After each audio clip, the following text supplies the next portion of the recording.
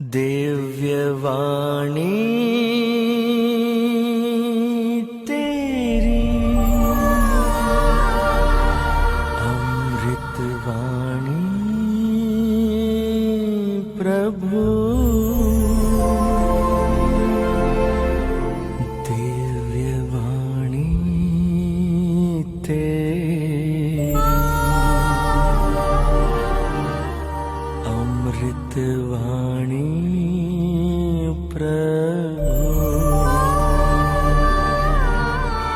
संत यूहन्ना के अनुसार प्रभु यीशु क्रिस्त का पवित्र सुसमाचार। हे प्रभु तेरी महिमा हो। अध्याय 5 वाक्य संज्ञा 31 से 47 तक। यदि मैं अपने विषय में साक्ष्य देता हूं तो मेरा साक्ष्य मान्य नहीं है। कोई दूसरा मेरे विषय में साक्ष्य देता है और मैं जानता हूं कि वह मेरे विषय में जो साक्ष्य देता है वह मान्य है। सबको जय यीशु। क्रिस्त में प्यारी बहनों, प्यारे बच्चों, हम लोगों ने सुसमाचार सुना यूहन्ना के सुसमाचार अध्याय 5 से वाक्य संज्ञा 31 से 47 तक। और पाठ को समझने के लिए, सुसमाचार को समझने के लिए उसका संदर्भ समझना आवश्यक है कि यीशु ने एक अर्धांग रोगी को चंगा किया जो 38 वर्षों से बीमार था और वह उठ करके चलने फिरने लगा। लेकिन यहूदियों ने ईसा के विरुद्ध आरोप लगाया कि ईसा ने विश्राम दिवस पर उसको चंगा किया था। तब यीशु ने क्या कहा, मेरा पिता जो कार्य करता है और वो विश्राम दिवस को भी काम करता है, मैं भी पिता को देखकर काम करता हूं। तब यहूदियों ने और एक आरोप लगाया, आप ईश्वर को अपना पिता मानते हैं और आप अपने को ईश्वर के बराबर मानते हो। तो प्रभु यीशु ने यह नहीं कहा कि मैं ईश्वर के बराबर नहीं हूं, वो साक्षात ईश्वर का पुत्र है, ईश्वर के बराबर है। और आज के सुसमाचार में उसके कई साक्षी हैं, अर्थात प्रभु यीशु ईश्वर का पुत्र है, उसके कई प्रमाण हैं। यदि सिर्फ एक व्यक्ति साक्ष्य देता है तो वह साक्ष्य मान्य नहीं है। यदि कोई व्यक्ति अपने बारे में साक्ष्य देगा वो साक्ष्य भी मान्य नहीं है। तो साक्ष्य तभी मान्य होगा जब कम से कम 2 या 3 व्यक्ति साक्ष्य देंगे। और आज के सुसमाचार में हम देखेंगे यीशु के बारे में 5 बहुत बड़े बड़े साक्षी हैं जो ये प्रमाणित करते हैं कि यीशु साक्षात ईश्वर का पुत्र है और वह संसार का एकमात्र मुक्तिदाता है। तो यीशु ईश्वर का पुत्र है, संसार का एकमात्र मुक्तिदाता है। उसका पहला साक्षी कौन है? यूहन्ना बपतिस्ता पहला साक्षी है। वाक्य संज्ञा 33 में तुम लोग ने यूहन्ना से पूछवाया और उसने सत्य के संबंध में साक्ष्य दिया है। यदि आप मत्ती का सुसमाचार अध्याय 3 पढ़ेंगे, वाक्य संज्ञा 11, मेरे बाद में एक आने वाले हैं जो मुझसे शक्तिशाली है। मैं तो जल से बपतिस्मा देता हूं लेकिन वह पवित्र आत्मा और आग से बपतिस्मा देता है। इसके अलावा आप पढ़ेंगे यूहन्ना का सुसमाचार अध्याय 1:29, यूहन्ना बपतिस्ता ने यीशु की ओर इंगित करते हुए कहा, देखिए ईश्वर का मेमना जो संसार के पाप हर लेता है। तो यूहन्ना बपतिस्ता ने साक्षी दिया है कि यीशु उनसे भी अधिक शक्तिशाली है और साथ ही साथ वह संसार का पाप हरने के लिए, पापों से मुक्ति देने के लिए संसार में आए हैं। और दूसरा साक्ष्य क्या है? दूसरा साक्ष्य पिता के कार्य है। पिता ने जो कार्य पुत्र को समर्पित किया, जो कार्य पुत्र करते हैं, वे सब ईसा मसीह के बहुत बड़े साक्षी है। और वे कार्य क्या है? यदि आप लूकस का सुसमाचार पढ़ेंगे अध्याय 7 वाक्य संज्ञा 22, हम लोग देखते हैं यूहन्ना बपतिस्ता ने यीशु के पास अपने शिष्यों को भेजा था यह पता लगाने के लिए कि यीशु ही आने वाला मुक्तिदाता है कि हमें और किसी का इंतजार करना है। तब यीशु ने यूहन्ना के शिष्यों से क्या कहा? जाओ और यूहन्ना को बताओ तुमने जो देखा है और सुना है।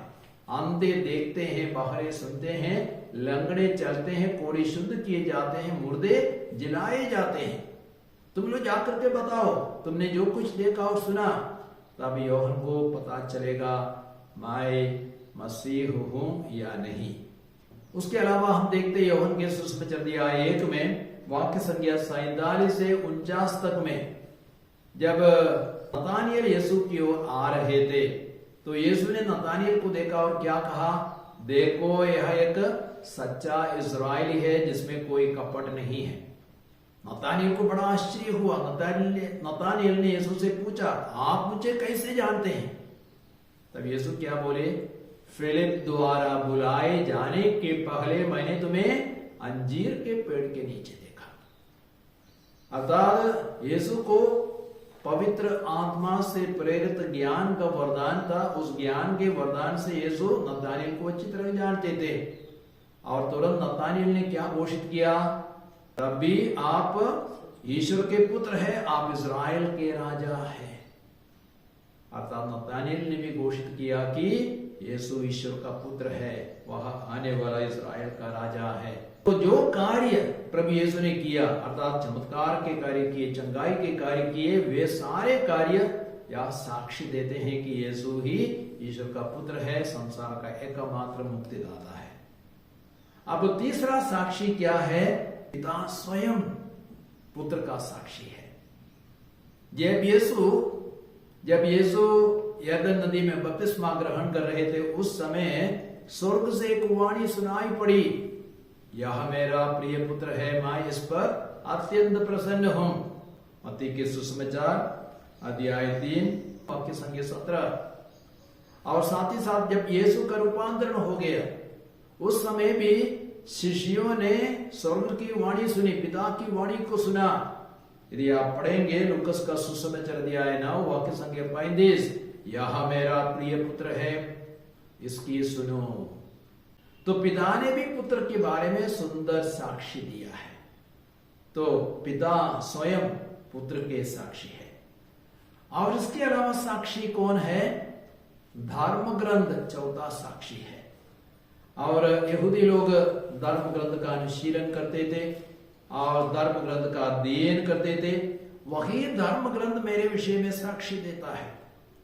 और पुराने विधान में आप देखेंगे मसीह के बारे में सैकड़ों भविष्यवाणियां हैं, माना जाता है 300 भविष्यवाणियां हैं। और वे सारी भविष्यवाणियां आने वाले मसीह के बारे में भविष्यवाणी करती है। उदाहरण के लिए आप देखेंगे इसायास के ग्रंथ अध्याय 7:14 में, वहां पे क्या भविष्यवाणी है? कुंवारी गर्भवती होगी, पुत्र प्रसव करेगी और वो उसका नाम इम्मानुएल रखेगी। अर्थात नबी ईसाया ने यीशु के जन्म के करीब 740 वर्ष पहले भविष्यवाणी की थी, कुंवारी गर्भवती होगी, पुत्र प्रसव करेगी, वह उसका नाम इम्मानुएल रखेगी। यदि आप मीका का ग्रंथ अध्याय 5 पढ़ेंगे वाक्य संख्या 1 और 2 में, वहां पर भी भविष्यवाणी है कि मुक्तिदाता का जन्म बेतलहम में होगा। यदि आप जकरिया का ग्रंथ पढ़ेंगे अध्याय 11 वाक्य संख्या 12 से 13, वहां पे भविष्यवाणी की गई थी कि यीशु चांदी के 30 सिक्कों के लिए बेचा जाएगा। और उसके अलावा यदि आप स्तोत्र ग्रंथ 22 पढ़ेंगे, वहां पे यीशु के दुख भोग एवं क्रूस मरण के बारे में भविष्यवाणी है। और स्तोत्र ग्रंथ 16 में यीशु के पुनरुत्थान के बारे में भविष्यवाणी है। तो धर्म ग्रंथ में कई सारी भविष्यवाणियां दी गई है जो ईसा मसीह के विषय में भविष्यवाणी करते हैं। मूसा अंतिम साक्षी है और मूसा ने ही आने वाले मुक्तिदाता के विषय में भविष्यवाणी की थी, आने वाले मसीह के विषय में। यदि आप पढ़ेंगे विधि विवरण ग्रंथ अध्याय 18 वाक्य संख्या 15, वहां पे मूसा ने भविष्यवाणी की थी, तुम्हारा प्रभु ईश्वर तुम्हारे बीच तुम्हारे ही भाइयों में से तुम्हारे लिए मुझ जैसा एक नबी उत्पन्न करेगा, तुम लोग उसकी बात सुनोगे। तो मूसा ने भविष्यवाणी की थी, तुम्हारा ईश्वर तुम्हारे बीच तुम्हारे ही भाइयों में से मुझ जैसा एक नबी उत्पन्न करेगा। तो मूसा किसके बारे में बोल रहे थे? आने वाले मसीह के बारे में मूसा ने भविष्यवाणी की थी। तो हम देखते हैं सुसमाचार में यीशु मसीह के बारे में 5 बहुत बड़े बड़े साक्षी हैं, और वे साक्षी यह प्रमाणित करते हैं कि यीशु ईश्वर का पुत्र है और संसार का एकमात्र मुक्तिदाता है। आप यूहन्ना का सुसमाचार अध्याय 1:12 में पढ़ सकते हैं। वहां पे वचन क्या कहता है? जितनों ने उसे अपनाया और जो उसके नाम में विश्वास करते हैं उन सबों को उसने ईश्वर के संतति बनने का अधिकार दिया।